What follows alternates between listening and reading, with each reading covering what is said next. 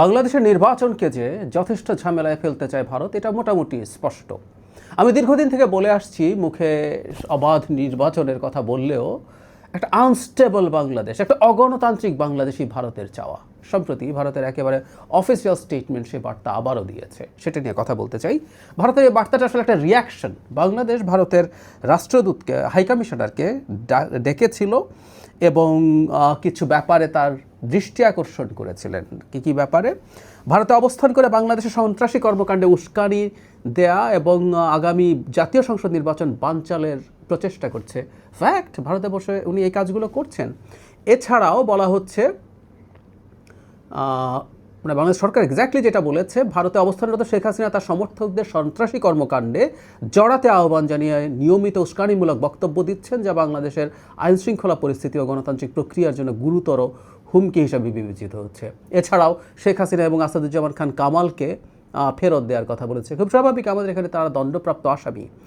আর জনাব ওসমান হাদির হত্যাকারীরা বা গুলি করেছে, ওর হত্যাকারীরা, তাকে হত্যার চেষ্টা যারা করেছেন, গুলি করেছেন, তারা ভারত পালিয়ে গেছে ধরনের খবর আমাদের সামনে আছে। বাংলাদেশ সরকার বলেছে তারা যদি পালিয়েও যায়, সন্দেহভাজনরা, তাদেরকে গ্রেফতার করে যেন বাংলাদেশে ফেরত পাঠায়। খুবই ভ্যালিড, খুবই লেজিট দাবি। এখন ভারত কি বলছে? সংবাদ বিজ্ঞপ্তিতে তারা বলছেন, বাংলাদেশের শান্তিপূর্ণ পরিবেশে অবাধ, সুষ্ঠু, অন্তর্ভুক্তিমূলক ও বিশ্বাসযোগ্য নির্বাচন অনুষ্ঠানের পক্ষে ভারতের অবস্থান আমরা ধারাবাহিকভাবে পুনর্ব্যক্ত করে আসছি। বাংলাদেশের বন্ধুপ্রতিম জনগণের স্বার্থের পরিপন্থী কোনো কার্যকলাপ ভারতের ভূখণ্ড কখনোই ব্যবহার করতে দেয়া হবে না। আর তারা সরকারকে বলছেন তারা যেন অভ্যন্তরীণ আইন শৃঙ্খলা রক্ষার জন্য পদক্ষেপ নেন। হ্যাঁ, আমরা নেব, আমরা ভারতের আশায় বসে থাকবো না। বলা হচ্ছে যে বাংলাদেশ অন্তর্বর্তী সরকারের প্রেস নোটে যা যা বলছে ওগুলো প্রত্যাখ্যান করছে। তারপর একটা গুরুত্বপূর্ণ কথা খুব ক্লিয়ারলি বলছে যে ভারতের অবস্থান তারা সব সময় ব্যক্ত করছে এবং স্বার্থের পরিপন্থী কোনো কাজ তারা কোনোভাবে করছে না। এই হচ্ছে তাদের বক্তব্য। করছে কি করছে না, ধরুন বাংলাদেশে যে অভিযোগগুলো আছে, দুজন দণ্ডপ্রাপ্ত আসামিও আছে, ফ্যাক্ট। তারা তাদের ওখানকার অবস্থান নিয়ে কোনো রকম কোনো দ্বিধা নেই, অবস্থানগুলো স্পষ্ট। এখন এই দুজনের তো বটেই। বাংলাদেশের দুজন পালিয়ে গেছে সন্দেহভাজন, যারা হাদিকে গুলি করেছেন। সেটা যদি হয় বাংলাদেশ চাইতে পারে, বাংলাদেশ বলেননি ওখানে চলেই গেছে, বাংলাদেশ বলছে যদি যায় তাহলে ফেরত দেবেন। আর শেখ হাসিনা যা করছেন, মানে এটা কোনো গোপন ব্যাপার না। খুবই মজাটা এই জায়গায় যে মাঝে মাঝে এমন হতে পারে যে আমরা গোয়েন্দা তথ্য পেলাম, আমরা আওয়ামী লীগের বিভিন্ন গ্রুপে, তারা নাকি এখন টেলিগ্রামে গ্রুপ খুলে এইসব নিয়ে কথাবার্তা বলে, যে ওখানে দেখলাম বা জানলাম কোনোভাবে যে শেখ হাসিনা এ ধরনের উস্কানি দিচ্ছেন, এই ধরনের ধ্বংসাত্মক কাজের জন্য লোকজনকে মোটিভেট করার চেষ্টা করছেন। তাহলেও একটা কথা, আর ওই ডকুমেন্ট থাকলেও সেটা আমরা তুলে দিতাম। শেখ হাসিনা পাবলিকলি কথা বলছেন, খুব নিয়মিত, অলমোস্ট প্রতিটা ইস্যুতে কথা বলছেন। আওয়ামী লীগের পেজ এবং আওয়ামী লীগের নেতা জনাব আরাফাতের ইউটিউবে খুব রেগুলারলি সেগুলো আপলোডেড হয়, একদম public document. So Sheikh Hasina যে কাজটা করছেন, এটা নিয়ে তো কোনো রকম কোনো কনফিউশনের কিছু নাই।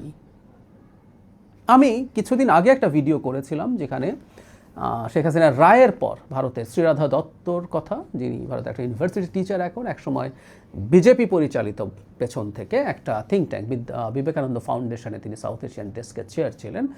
তিনি তো নিজেও স্পষ্টভাবে বলছেন, কয়েকটা জায়গায়, একটা বিদেশি চ্যানেলে বলেছেন যে শেখ হাসিনা আসলে এইসব ধরনের ধ্বংসাত্মক কাজের, সহিংসতার উস্কানি দিচ্ছেন এবং সেগুলোর ফলে বাংলাদেশে গাড়ি পোড়ানো হচ্ছে, বাংলাদেশের মানুষ মারা গেছে গাড়িতে আগুন দেওয়ার ফলে। আমাদের সামনে এই ধরনের কনভারসেশন এসছে যে তারা ব্যবস্থা নিচ্ছে প্রতিশোধের। তখন উনি খেপে গিয়ে শেখ হাসিনা বলছেন যে মুখে বলতে হবে না, করে দেখাও। সব রকম কথাবার্তা আছে, সব রকম। বাংলাদেশের নির্বাচন বানচাল এবং ভণ্ডুল করার জন্য যে কোনো আহ্বান পাবলিকলি শেখ হাসিনা দিচ্ছেন, কিন্তু ভারত এটাকে ডিনাই করছে। আমি প্রায় একটা কথা বলে অনেক আগে থেকে বলি, মানে এই দেশটার পররাষ্ট্র নীতি দেখে আসলেই অবাক হই। মানে বাংলাদেশকে সরিয়ে রাখি, বাংলাদেশ নিয়ে যখনই আলাপ আসে একটা কথা বলে যে দেশের বেশিরভাগ লোক মুসলমান, তাদের হিন্দু বিদ্বেষ আছে। বাংলাদেশের মানুষের হিন্দু বিদ্বেষ কিছু মানুষের থাকতে পারে, গ্রোসলি এটা আমাদের ট্রেন্ড না। ঠিক আছে, তর্কের খাতিরে তাদের এটাকে যদি আমরা সরিয়ে রেখে বলি, নেপাল পৃথিবীতে পার্সেন্টেজ অফ হিন্দু ভারতের চাইতে নেপালে, মানে পৃথিবীর সবচেয়ে বেশি পার্সেন্টেজ অফ হিন্দু দেশ নেপাল। একসময় হিন্দু ধর্ম এটা রাষ্ট্রীয় ধর্ম ছিল। নেপালে ভারতের রুপি একেবারে তাদের কারেন্সির মতো চলতো। ভারত নেপালের লোকজনের বাধাহীন সীমান্ত এলাকায়, যে একটা সমতল আছে তরাই বলে, এই অঞ্চলের সাথে ভারতের সীমাহীন যোগাযোগ, বিয়ে শাদী সব কিছু হয়েছে। প্রায় একই রকম, একই দেশের মতো একটা পরিস্থিতি দুটো দেশের মধ্যে ছিল। সেই নেপাল ভারতের শত্রুতে পরিণত হয়েছে। ভারতকে বুঝতে হবে ভারত এটা আর্ন করেছে। নিশ্চয়ই আমাদের মনে আছে বিজেপি সরকারই নেপালকে ব্লকেট দিয়েছিল যখন তারা নতুন কনস্টিটিউশন লিখে ভূমিকম্পের মাত্র কয়েক মাসের মাথায় এইসব ইত্রামি ভারত করেছিল। মলদ্বীপসের মতো একটা দেশের প্রেসিডেন্ট নির্বাচিত হয়ে যান ইন্ডিয়া আউট ক্যাম্পেইন করে। কোথায় না, শ্রীলঙ্কার মাটিতে চায়না প্রভাবিত সরকারি একটার পর একটা এসছে। বাংলাদেশকে তো বহু আগে বাংলাদেশকে তারা শত্রুতে পরিণত করেছে। বাংলাদেশের মানুষ ঘৃণা করতে শুরু করেছে তাদেরকে। ভারতে চাওয়ার কারণটা আমরা জানি, কিন্তু আসলে লাভ হবে না। ভারতে চাওয়ার কারণটা নিয়ে একটু যদি বলি, সেটা হচ্ছে ভারত এই অঞ্চলে আসলে চায়, ওই যে বলে যে ভারত এই যে উপমহাদেশ, ব্রিটিশ যে কলোনিয়াল শাসন ছিল সেই পুরোটারই অধিপতি হতে চেয়েছিল। ভারতের প্রধানমন্ত্রী নিজকে ব্রিটিশ ভারতের ভাইসরয় হিসেবেই দেখতে চান। ফলে এখানে স্বাধীন সার্বভৌম কোনো দেশ থাকবে এটা সে পছন্দ করে না। সে চায় অন্য যে কোনো দেশ তার কলোনিতে পরিণত হোক। এখন সমস্যাটা কোন জায়গায়? সমস্যাটা হচ্ছে শেখ হাসিনাকে একটু আর আগে একটু বলে রাখা ভালো, শেখ হাসিনাকে তারা রাখতে চাইতে পারে। আমরা এটুকু বুঝি যে সে যদি আবার শেখ হাসিনার মতো কোনো অ্যালাই চায়, কোনো দাস বা দাসী চায় বাংলাদেশে বা ইন আদার কান্ট্রিজ, তাহলে শেখ হাসিনাকে যদি ফেরত দিয়ে দেয় তার জন্য কঠিন হবে। যে শেখ হাসিনা সব উজাড় করে দিয়ে ভারতকে দেওয়ার পরও ভারত তাকে শেষ পর্যন্ত বাংলাদেশের হাতে তুলে দিয়েছে। তার এই স্ট্র্যাটেজিক রিস্কটা আমরা বুঝি। বা বাংলাদেশে পাঠিয়ে দিলে সে ভারতকে দেখে নেবে, এতেও কোনো সন্দেহ নেই। বহু কথা ভারতের বিরুদ্ধে বলবে যেগুলো ভারতের স্বার্থের বিরুদ্ধে যাবে।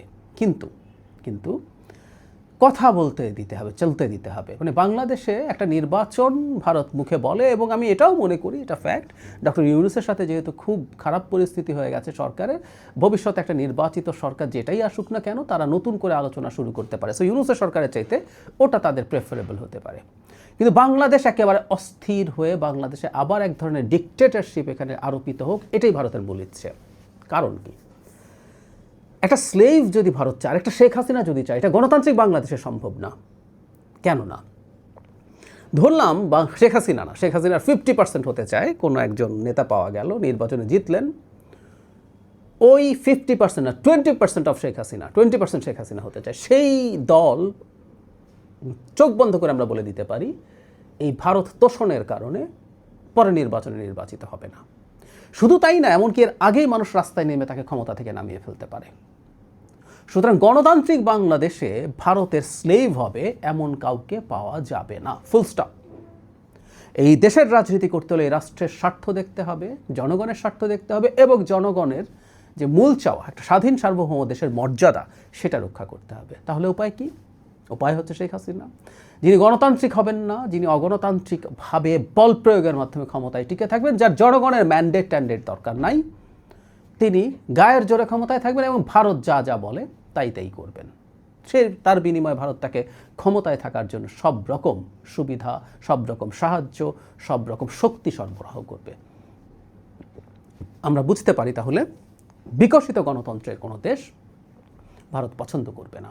নেপালেও এই ঘটনাই হয়েছে। নেপালে যখন পূর্ণমাত্রায় গণতন্ত্র এসছে তখন ভারতের এসব দাদাগিরি তো আর নেপালের মানুষ পছন্দ করেনি। তাই হিন্দু হয়েও অত্যন্ত কট্টর ভারত বিরোধী রাষ্ট্রে পরিণত হয়েছে নেপাল। আমরা সতর্ক থাকব। বাংলাদেশে নির্বাচনকে বানচালের চেষ্টা হবে এবং আমাদের নিজেদের মধ্যে কেওস লাগিয়ে দেওয়ার মতো আরও নানান ঘটনা ঘটানোর চেষ্টা তারা করবে, এটা আমরা ধারণা করতে পারি যৌক্তিকভাবে। এই সব কিছু মাথায় রেখে আমরা সতর্ক থাকবো। তাদের স্টেটমেন্টেও আছে আমাদের নিরাপত্তার ব্যাপারে ব্যবস্থা নিতে বলেছেন। ইয়াস, আমরা ভারতের কথা শুনবো না, আমরা এমনিতেই নিচ্ছি। আরও সতর্ক হতে হবে, কারণ তার এই রিয়াকশন, মানে শেখ হাসিনার নোংরামির অকাট্য জাল জাজ্জল্যমান প্রমাণ থাকার পরও তারা এটাকে ডিনাই করে বলছে তারা প্রশ্রয় দেয় না বাংলাদেশের মাটিতে কিছু ঘটাকে। এর চেয়ে হাস্যকর কোনো কথা হতে পারে না, কিন্তু তারা সেটা বলছে। সুতরাং তাদের মানসিকতা আমরা বুঝতে পারি। দীর্ঘদিন থেকে আমরা এটা অনুমান করেছি। তাদের স্টুপিডিটি চলছেই, এতে তারা সফল হবে কিনা সেটা তাদের বিবেচনা। কিন্তু আমরা বলতে চাই আমরা আমাদের সতর্কতাগুলো রাখবো, এবং বাংলাদেশের সাথে যদিও শেখ হাসিনার রায়ের পর তারা এক ধরনের পিপল টু পিপল রিলেশনশিপের কথা বলেছে এবং বেশ সফট একটা স্টেটমেন্ট দিয়েছিল, কিন্তু এই স্টেটমেন্টটা আবার মানে তাদের পছন্দ হয়নি, হয়তো তাদের হাই কমিশনারকে ডাকা একটু রিয়্যাক্ট করেছে। আমি মনে করি আমরা যদি শক্ত থাকতে পারি এখন, এবং এখন এই সরকার তো আছেই, ভবিষ্যতের নির্বাচিত সরকারও যদি জনগণের স্বার্থ নিয়ে শক্তভাবে থাকেন, এবং আমরা জনাব তারেক রহমান বিবিসি বাংলাকে যে ইন্টারভিউ দিয়েছেন সেখানে ভারতের ব্যাপারে খুব ক্লিয়ার অবস্থান জানিয়ে দিয়েছেন যে জনগণের দিকেই তিনি থাকবেন ভারত প্রশ্নে। জনগণ কী চায় আমরা খুব ভালো মতো জানি। সুতরাং তিনি ভারতের শত্রুতে পরিণত হওয়ার সমূহ সম্ভাবনা আছে, এবং নির্বাচন হলে বিএনপি ক্ষমতায় আসতে পারে, এটা প্রায় নিশ্চিত। সেই সম্ভাবনা মাথায় রেখে সেটার ব্যাপারেও জনাব তারেক রহমানের প্রতি তাদের অনীহা থাকতে পারে, সবই আমরা জানি। কিন্তু আমরা আমাদের দেশ আমাদের মতো করে তৈরি করতে চাই, এবং ভবিষ্যতের সরকারগুলো, সেটা বিএনপি হোক বা আর কেউ, তারা যেন জনগণের এই জায়গাটা নিশ্চিত করেন।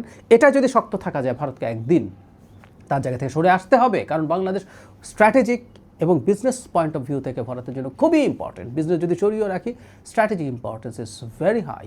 চায়নার ফুটপ্রিন্ট ভারত যেভাবে যদি না আসে, যে হারে বাড়ছে, ভারতের সামলানো আর কিছুদিন পর কঠিন হয়ে যাবে। সো আমাদের শক্ত থাকলেই আমরা জিতবো বলে আমি বিশ্বাস করি।